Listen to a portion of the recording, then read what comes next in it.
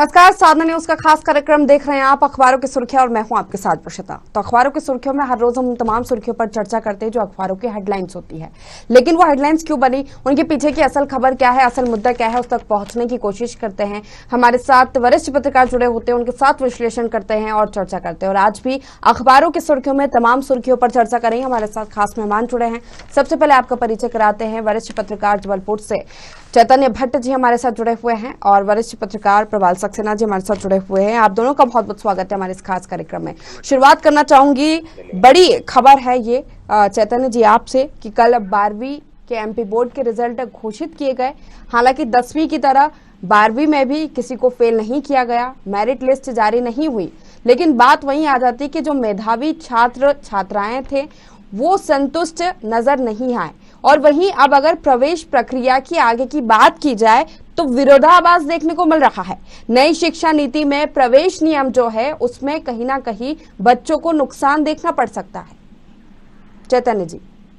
जी देखिए, जो अभी 10वीं की परीक्षा आई थी उसमें भी 100% बच्चे पास हो गए थे जी, क्योंकि कोई परीक्षा तो हो ही नहीं है। पिछले 1.5 साल से स्कूल वगैरह बंद है। जो कुछ भी पढ़ाई हो रही है वो ऑनलाइन क्लासेस के माध्यम से हो रही है। बिल्कुल। लेकिन ऑनलाइन क्लासेस की जो व्यवस्था है वो निजी स्कूलों तक तो ठीक है, लेकिन सरकारी स्कूलों में ये व्यवस्था संभव नहीं है क्योंकि बच्चों के पास, छोटे गरीब घर के बच्चे पढ़ते हैं सरकारी स्कूलों में, उनके पास ना तो एंड्रॉइड फोन है ना इंटरनेट कनेक्शन। तो ऐसी स्थिति में जो कुछ भी पिछले आधार पे इन्होंने निर्णय लिया है उसके आधार पर बच्चों को पास किया गया है। लेकिन 12वीं की परीक्षा एक ऐसी होती कि उसके बाद अच्छी यूनिवर्सिटी में, अच्छे कॉलेजेस में बच्चे एडमिशन लेना चाहते हैं। और आप देख भी रहे होंगे कि डीयू में जो कट आउट रहता है वो करीब 98% तक जाता है। ऐसी स्थिति में जो बेचारे बच्चे जिन्होंने काफी मेहनत की है और जो हमेशा अच्छे नंबर लाते हैं उनको भी उसी तरह के नंबर प्राप्त हुए हैं जो उनको पुराने छमाही परीक्षा या पुराने 10वीं की परीक्षा के आधार पर, 11वीं की परीक्षा के आधार पर उनको नंबर दिए गए। तो उससे निश्चित तौर पे उन बच्चों को दिक्कत हो रही है क्योंकि यहाँ पर अखबारों में भी बहुत से बच्चों की ये खबर भी आई है और उन्होंने अपना बयान भी दिया है कि इससे हमको काफी नुकसान हुआ है।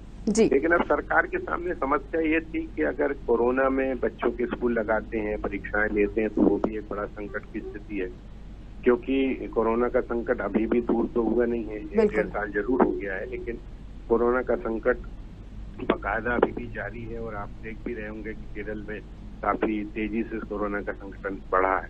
तो इन परिस्थितियों में अब सरकार के सामने स्थिति ये थी कि हम किसी भी तरह से बच्चों को पास करें और उनको आगे की कक्षाओं में ले जाएं। तो इन परिस्थितियों को देखते हुए जो कुछ भी सरकार ने तय किया है उस आधार पे उन्होंने रिजल्ट जारी किए हैं। लेकिन चूंकि 12वीं की परीक्षा सबसे महत्वपूर्ण होती है और आप देखिए कि इंजीनियरिंग कॉलेज वगैरह में भी या जो कॉलेज से होती है परीक्षा, नियुक्तियां होती हैं, उसमें भी 12वीं की नंबर जरूर देखे जाते हैं।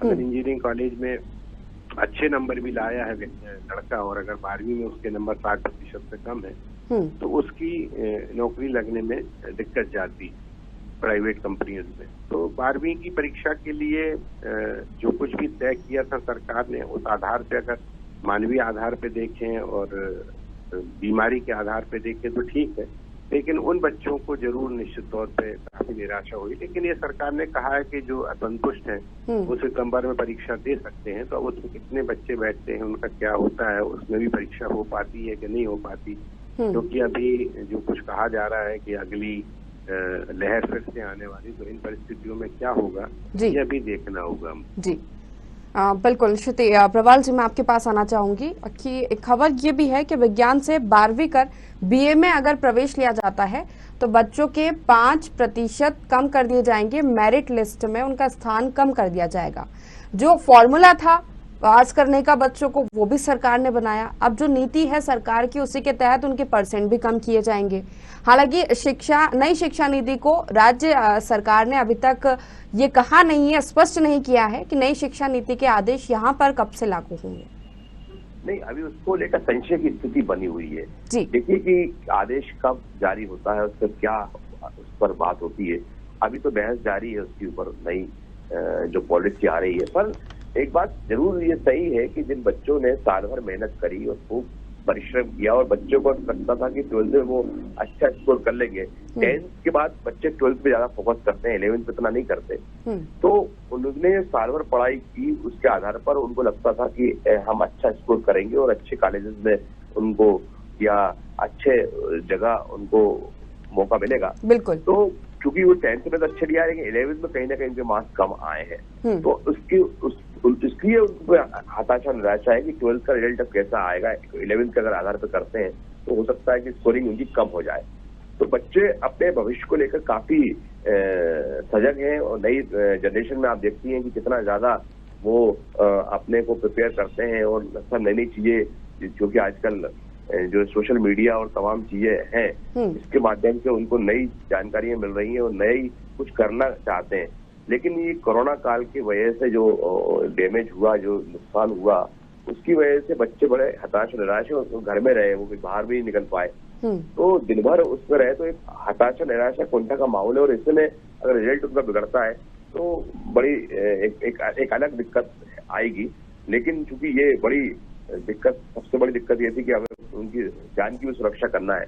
और जैसा बताया गया है केरल में लॉकडाउन की स्थिति बन रही है, शुरू हो गई है, तो अब नई वेव को लेकर भी चिंता है। ऐसे में विभाग कितना उनको तक न्याय कर पाएगा, इस पर भी एक प्रश्न चिन्ह है। निश्चित ही एक सवाल यहाँ पर ये उठता है, चैतन्य जी आपसे लेना चाहूंगी कि जिस तरह से सरकार हर वर्ग के लिए कोई नए रूल्स, नई नीतियां लेकर आ रही है, तो इस विशेष परिस्थितियों में कोरोना काल की बात की जाए तो क्या एग्जाम के लिए कोई नई नीति नहीं ला सकती थी? जिस तरह से छत्तीसगढ़ सरकार की बात करें तो छत्तीसगढ़ में 12वीं बोर्ड की परीक्षाएं ओपन बुक प्रक्रिया के तहत उन्होंने परीक्षाएं ली, जनरल प्रमोशन नहीं दिया। क्या लगता है आपको?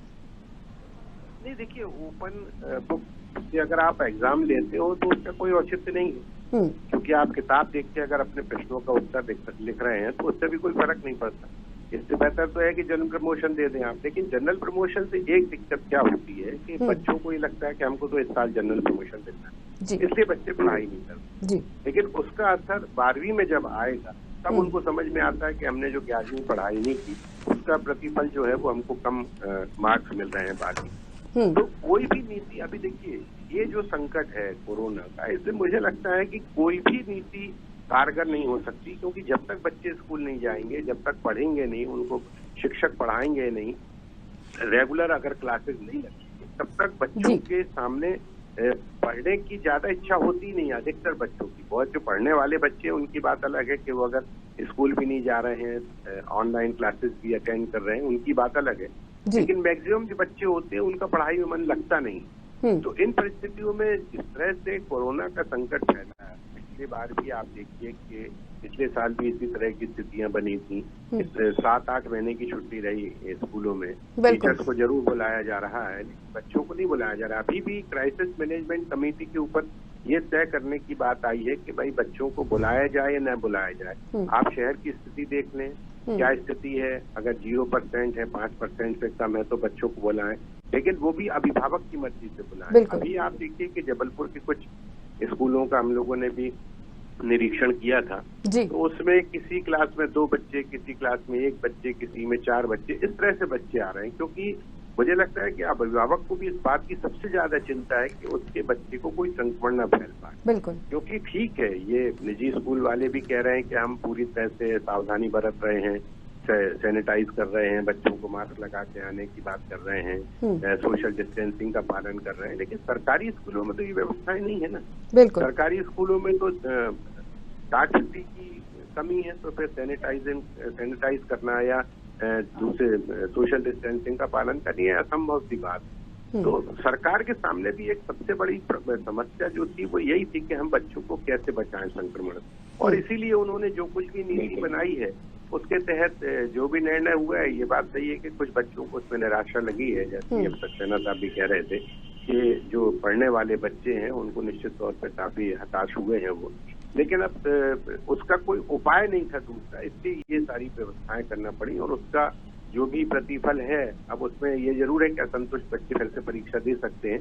लेकिन वही जैसा मैंने कहा कि वो सितंबर में हो पाती है कि नहीं हो पाती, ये भी देखना आवश्यक होगा। बिल्कुल, निश्चित ही मेधावी जो छात्र छात्राएं थे उन्हें असंतुष्टि मिली है, लेकिन क्योंकि महत्वपूर्ण होता है 12वीं की परीक्षाएं और आगे का भविष्य बच्चों का तय होता है, तो अब आगे जिस तरह से विरोधाभास आ रहा है नई शिक्षा नीति में, क्या करेगी राज्य सरकार, आने वाला समय बताएगा। बढ़ते अगली खबर की ओर। केंद्र सरकार ने एक बड़ा फैसला कर लिया।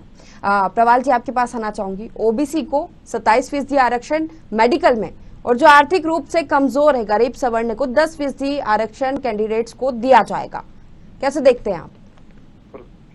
देखिए, ये हमारे देश में एक सबसे बड़ी राजनीति हथियार है आरक्षण जी। और समय समय पर पार्टियां जो है वो प्रतिभाओं को न देखते हुए वो आरक्षण के कंधे से वोट की राजनीति करती है जी। जो कोई नई बात नहीं है। अब आप 27% आरक्षण पिछड़ा वर्ग को दे रहे हैं, 10% जो आर्थिक रूप से कमजोर है उनको देने का आपने अनाउंस किया। ये आने वाले जो विधानसभा चुनाव है इनको सबको मद्देनजर रखते हुए सब घोषणाएं हुई है।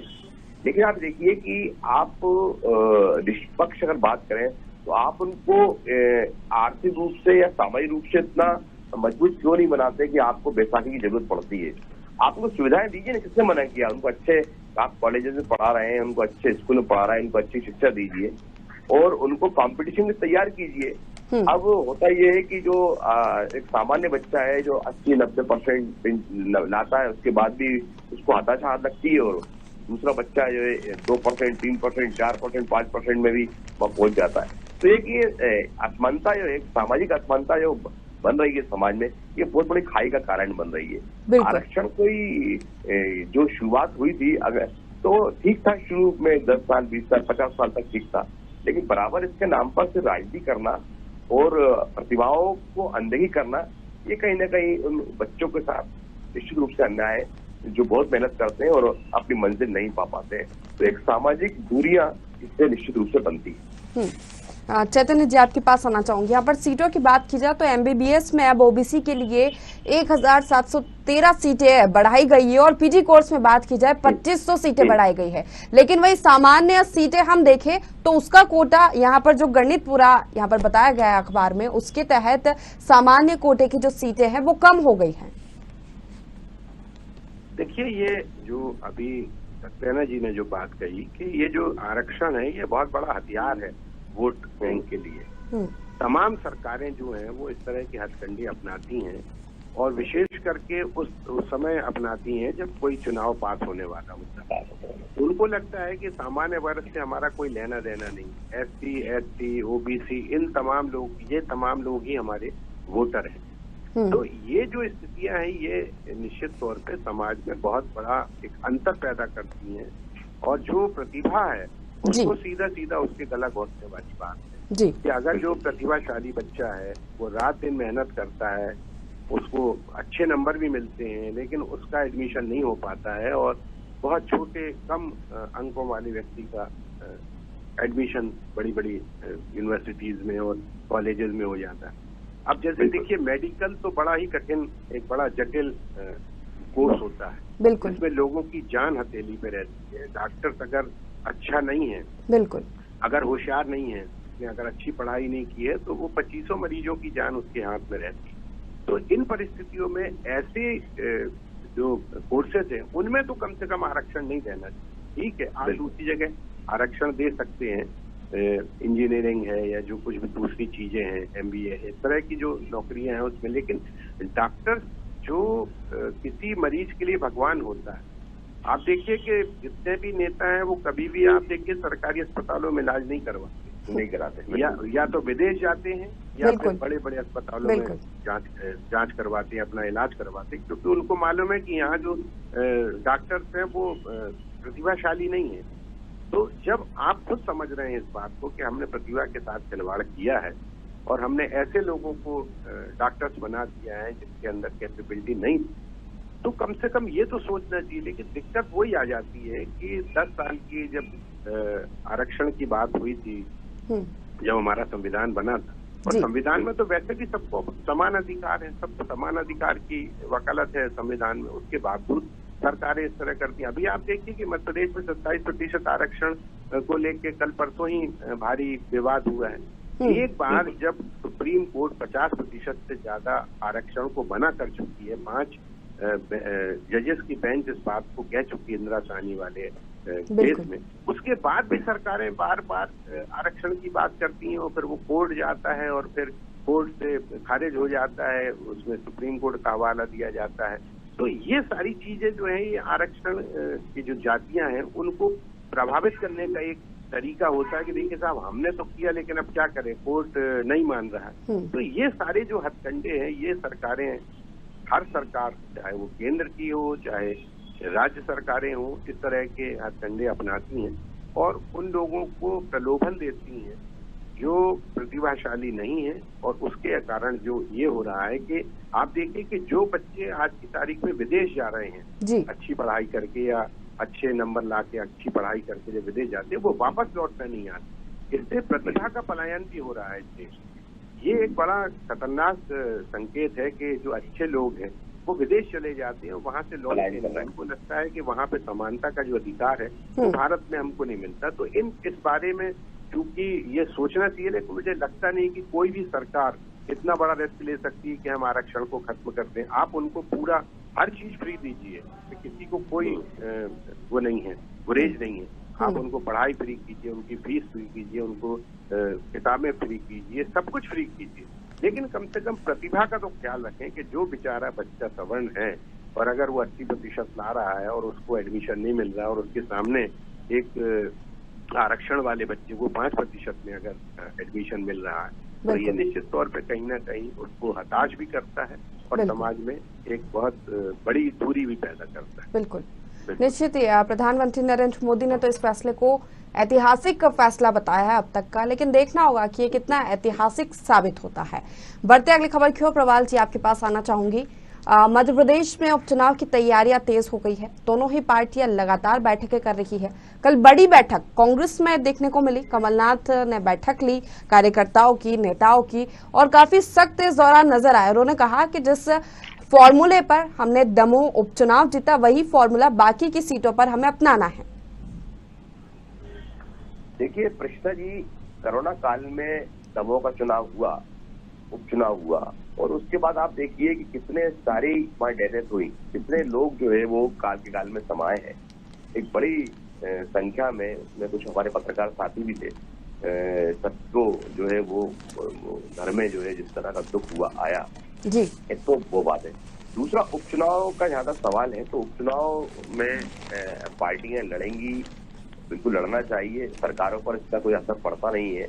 लेकिन एक ये संविधान में है कि 6 महीने के अंदर इससे ज्यादा कोई सीट नहीं जा सकती। उसको लेकर सर्वे भी हो रहे हैं, राई दल जो है तो मैदान में उतरेंगे और फिर जिस तरह सोशल डिस्टेंस की धज्जियां उड़ाई जाएंगी, खूब रैलियां होंगी, सभाएं होंगी, सब कुछ होगा। लेकिन ये आखिरकार इन सब चीजों से आम व्यक्ति को कुछ मिलता जुलता नहीं है, मिलना जुलना नहीं है। सरकार का लंबा पैसा खर्च होता है और टाइम भी वेस्ट होता है, और अब दोनों ही पार्टियों ने फिर से शुरुआत कर ली है। तो ये एक प्रकार से ये जनता के इसी खून पसीने कमाई का ही ये नजारा लोग देखते हैं सामने के सामने। और ये क्योंकि अब ये संविधान में ये जरूरी भी है तो होता भी है, लेकिन अब दोनों ही दल फिर शुरू हो रहे हैं, फिर चुनाव होगा, फिर भीड़ इकट्ठी होगी। कहने का मतलब ये है कि एक तरफ हम थर्ड वेव को लेकर चिंतित है, दूसरा उपचुनाव की भी हो गई है, तो उसकी भी कोई एक ऐसी कोई सीमा बनाई जानी चाहिए और ऐसा कुछ नियम बनाए जाने चाहिए। इतने ही लोग जो है वो प्रचार करेंगे, इतने ही लोग, इतनी सभा होगी कि नहीं होगी, सभा में इतने लोग आएंगे, इस पर भी सख्ती होना प्रश्न ही बहुत जरूरी है। नहीं तो जो दमोह में हाल हुआ वही हाल जो है दूसरे उपचुनाव में भी होगा, क्योंकि जो जोश में लोग जो होते हैं वो अपना सब कुछ खो देते हैं। इस पर भी मैं समझता हूँ कि प्रशासन को, सरकार को, आयोग को सख्त निर्देश देना पड़ेंगे। चैतन्य जी, प्रदेश में लगातार सियासी हलचलें बढ़ रही है, लेकिन कमलनाथ ने जिस तरह से कल कहा है कि सर्वे किया जाएगा, उसके आधार पर ही कैंडिडेट्स तय होंगे।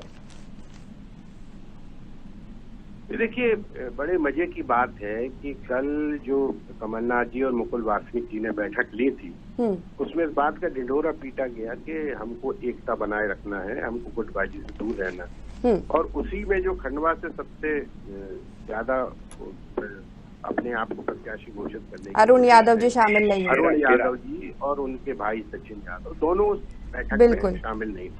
तो इससे आप अंदाजा लगा सकते हैं कि कांग्रेस में किस तरह की गुटबाजी अभी भी है। ये बात सही है कि कहा जरूर जा रहा है कि नहीं अब सारे लोग इकट्ठे होंगे, और उसके बाद फिर सज्जन सिंह वर्मा का आप बयान सुनो कि 1000 एकड़ जमीन है, कई कॉलेज हैं उसमें बिजी होंगे वो अरुण। तो इसका मतलब क्या है कि आप अपने ही लोगों पर इस तरह के तंज कस रहे हैं। तो ये इसके से मुझे लगती है कि कांग्रेस में सबसे बड़ी दिक्कत वही आती है कि जो गुटबाजी है, तो कमलनाथ वैसे भी कई बार कह चुके हैं कि अरुण यादव से मेरी कोई बात नहीं हुई। इधर अरुण यादव पूरी तरह से तैयारी में है कि खंडवा से लोकसभा का चुनाव लड़ेंगे। काफी संख्या में उसमें यादव वोटर्स हैं, ऐसा उनका मानना है, जो उनको पक्ष में आ सकते हैं। इधर सुरेंद्र सिंह शेरा अपनी पत्नी के लिए टिकट मांगने के लिए चले गए। उनका कुछ भरोसा नहीं है, कभी वो कांग्रेस को सपोर्ट करने लगते हैं, कभी वो बीजेपी को सपोर्ट करने लगते हैं। तो ये कुल मिला के जो स्थितियां हैं बहुत गड्ढमड्ढ हैं। अभी ये बात सही है कि कांग्रेस को दमोह उपचुनाव से जो जीत मिली थी और काफी बड़ी संख्या में उसको वोट मिले, ऐसा अंतर कभी रहा नहीं दमोह में, तो उससे वो उत्साहित तो है। लेकिन अगर इस तरह की स्थितियां बनी रहेंगी कि अरुण यादव नाराज हैं, अजय सिंह नाराज हैं, कमलनाथ अपनी चला रहे हैं, तो इस तरह से अगर चलेगा तो मुझे लगता नहीं कि कांग्रेस को बहुत बड़ा फायदा हो सकता है। क्योंकि बीजेपी की जो तैयारी होती है वो बहुत जड़ मूल उस पर स्थापित होती है, वो जड़ से वो तैयारी करते हैं, और एक चुनाव होता है तो दूसरे चुनाव की तैयारी में जुट जाते हैं। कांग्रेस में अभी वो स्थिति दिखती नहीं है। कोशिश जरूर की जा रही है कांग्रेस में कि निर्णय भी जल्दी होने लगे किसी भी चीज का, आला कमान भी निर्णय लेने लगे जल्दी से, क्योंकि लटकने के कारण ही जो मध्य प्रदेश की सत्ता है वो चली गई। अगर कमलनाथ और वर्सेस सिंधिया जी का विवाद पहले ही निपट जाता तो मुझे लगता है कि आज भी कांग्रेस की सरकार यहाँ पर बनी रहती। लेकिन वही संकट आता है कि गुटबाजी का, उस चक्कर में अब ये कहा जरूर जा रहा है कि हम लोग पूरी ताकत के साथ लड़ेंगे और दमोह पैटर्न पे लड़ेंगे। अब दमोह पैटर्न कौन सा था, वो तो जनता पे निर्भर करता है। आप कोई भी पैटर्न बना लो, अगर जनता ने तय कर लिया कि हमें कांग्रेस को जिताना तो कांग्रेस को जिता देगी। अगर जनता ने तय किया कि हमें बीजेपी को ही वोट देना है तो बीजेपी को वोट देगी। अगर होके जी आपकी बात को आगे बढ़ाऊंगा। दमोह के अंदर सारे सर्वे बता रहे थे कि जो राहुल लोधी है वो चुनाव हारेंगे, लेकिन वहां पर भी प्रहलाद पटेल और बीडी शर्मा जो थे वो उसके पक्ष में थे, जबकि बाकी लोग कहना था जयंत मलैया या उनके पुत्र को टिकट अगर दे दिया जाता तो मामला कुछ और ही बनता। लेकिन वहां पर बीजेपी की गुटबाजी की वजह से वहां पर जो है वो बीजेपी को सीट खोना पड़ी थी। देखिए, राहुल लोधी को तो निश्चित तौर पे कांग्रेस के नाम पे ही वोट मिले थे जब वो पिछली बार जीते थे। बिल्कुल कांग्रेस के सिंबल पे जीते थे। जब आप बूथ के बीजेपी के सिंबल पे आ गए तो लोगों को लगा कि हमने तो कांग्रेस को जिताया था। ये व्यक्ति वहाँ नाराजगी पड़ गई लोगों में। हाँ, नाराजगी बिल्कुल थी, निश्चित तौर पर नाराजगी थी। और उसके बाद प्रहलाद पटेल ने भी जो कुछ बयान आया वहाँ पे कुछ दिए थे, उससे भी नाराजगी लोगों में हो गई थी। तो बहुत सी चीजें काउंट करती हैं। ये बात सही है कि ये एक उत्साह का वातावरण तो जरूर बना है कांग्रेस में, लेकिन कांग्रेस को सबसे पहले अपनी गुटबाजी पे कंट्रोल करना पड़ेगा ताकि उसको इस चुनाव में फायदा हो। अब कमलनाथ जी इसलिए नाराज है कि नाथूराम गोडसे के समर्थकों का अरुण यादव ने विरोध कर दिया था कि नाथूराम गोडसे के समर्थक कांग्रेस कैसे हो सकते हैं। इसको लेकर तनातनी शुरू हो गई। वो जो कल तक वो टिकट के लिए वो उन्होंने अपनी कैंपेनिंग शुरू कर दी थी, अब उनको लग रहा है कि शायद उनका टिकट छटा ही पड़ गया। वही बात है, सबसे बड़ी दिक्कत वही है कि ये जो इस तरह की गुटबाजी है इससे कांग्रेस को नुकसान ही होता है और हमेशा होता है। बिल्कुल, हर बार के चुनाव में हमने देखा ही है कि कांग्रेस की गुटबाजी ही ज्यादा तौर पर दिखाई देती है। हालांकि अब देखते हैं, नई तैयारियां शुरू हुई है, उत्साह काफी है, लेकिन ये जो गुटबाजी है, कल भी हमने देखा कि नाराज अरुण यादव बैठक में शामिल नहीं हुए, खंडवा सीट के दावेदार है वो। खैर, देखना होगा कि आगे क्या कुछ ये जो राजनीति है वो नया मोड़ लेती है।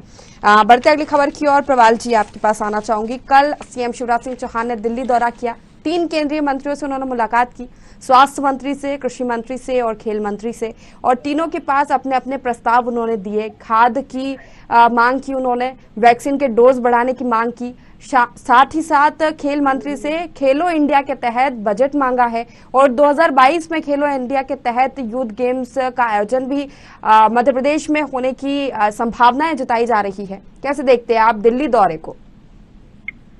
देखिए, मुख्यमंत्री शिवराज सिंह चौहान जी पिछले, अगर हम उनका कार्यकाल 3 कार्यकाल देखें तो मुख्यमंत्री का दिल्ली दौरा कोई आश्चर्यचकित नहीं होता, वह कोई नई बात नहीं होती। वो समय समय पर अपने केंद्रीय मंत्रियों से मिलते हैं और निश्चित रूप से जब मिलते हैं तो मध्य प्रदेश की कई योजनाओं का खाका उनके पास होता है। वो पूरे होमवर्क के साथ वहां जाते हैं और अधिकारियों के दल के साथ जाके वो बात रखते हैं। और चूंकि केंद्र में भी बीजेपी की एनडीए की सरकार है तो उनकी बात को उनको अच्छे से रख पाते हैं और निश्चित रूप से जब वो जाते हैं तो कुछ न कुछ योजनाओं को अमली जामा बनाने की कोशिश करते हैं। इस बार भी वो गए हैं और उन्होंने कई केंद्रीय मंत्रियों से मुलाकात की है, जैसा कि आपने जिक्र किया। तो एक वातावरण और एक ये माहौल, ये एक संदेश होता है कि मध्य प्रदेश की योजनाओं को लेकर मुख्यमंत्री, केंद्रीय मंत्री वो कितने चिंतित है, लोग क्या करना चाहते हैं। हालांकि उनके दिल्ली दौरे के अलग अलग अर्थ जरूर राजनीति में लगाए जाते हैं, लेकिन इस बार भी उन्होंने दौरा किया है और निश्चित रूप से उनके जो संबंध है, उनके जो आपसी संबंध है, उसके आधार पर वो सबसे मिलजुल कर रहते हैं। और वो वैसे भी शिवराज सिंह चौहान जो है वो बहुत ही सहज और सरल है, तो वो एक प्रकार से सर्वमान्य माने जाते हैं दिल्ली में। ये कोई आश्चर्य नहीं है कि उनका दिल्ली दौरा ये हुआ है। निश्चित ही कई प्रस्ताव उन्होंने केंद्रीय मंत्रियों के सामने रखे हैं। वैक्सीनेशन के डोज बढ़ाने की मांग की है। देखते हैं आगे क्या कुछ प्रस्ताव पर उनकी मान ली जाती है बात, और जो चीजें उन्होंने मांगी है, जो बजट उन्होंने मांगा है, उन्हें मिलता है या नहीं। आप दोनों ही मेहमानों का बहुत बहुत शुक्रिया, चैतन्य जी और प्रवाल जी, हमारे साथ इस चर्चा में शामिल होने के लिए। तो अखबारों की सुर्खियों में हमने उन तमाम सुर्खियों पर चर्चा की और करते रहेंगे। आप बने रहिए साधना न्यूज के साथ। नमस्कार।